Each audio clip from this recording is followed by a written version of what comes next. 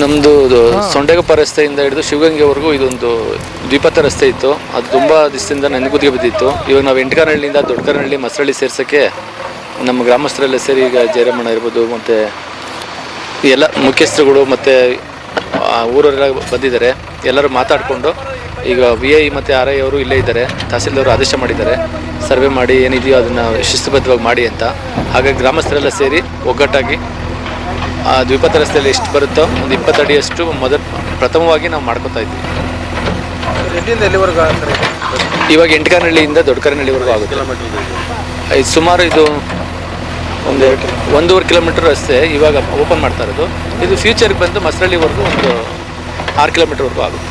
ಯಾರದೇ ಅಂತ ಅಂಟೆ ತಕ್ಕರ ಯಾರು ಕೆಲವೊಂದು ಇರುತ್ತೆ. ಈಗ ರೈತರು ಅಂದಮೇಲೆ ಅವರು ಅಬ್ಜೆಕ್ಷನ್ ಮಾಡ್ತಾರೆ. ಅವ್ರನ್ನ ಹೇಳಿ ಅವ್ರಿಗೆ ಒಂದು ಗ್ರಾಫನ್ನು ಇದರಲ್ಲಿ ತೋರಿಸಿ ಮತ್ತು ಇವಾಗೇನು ಡಿಜಿಟಲ್ ಇದರಲ್ಲಿ ಬಂದು ಡಿಜಿಟಲಲ್ಲಿ ನಾವು ಅವ್ರಿಗೆ ಎಕ್ಸ್ಪ್ಲನೇಷನ್ ಮಾಡಿ RI ಅವರು VI ಅವರು ಮತ್ತು ತಾಲೂಕು ಆಫೀಸಿಂದ ಬಂದು ಅವ್ರಿಗೆ ತಿಳಿ ಹೇಳಿ ಎಲ್ಲ ಇದು ಮಾಡಿದ್ದಾರೆ. ಹಂಗಾಗಿ ಅವರು ಬಿಟ್ಕೊಟ್ಟಿದ್ದಾರೆ ಇವಾಗ.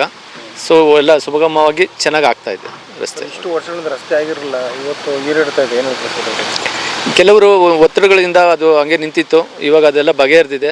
ಹಾಗಾಗಿ ರಸ್ತೆ ಚೆನ್ನಾಗಿ ಆಗ್ತಾಯಿದೆ. ಮತ್ತು ನಮ್ಮ MLA ಅವರು ಶ್ರೀನಿವಾಸ್ ಅವರು ಒಂದು ಸಪೋರ್ಟಿಂದ ನಾವು ಸರ್ಕಾರದ ಸಹಾಯನ ತಗೊಂಡು ಮಾಡ್ತಾಯಿದ್ದೀವಿ.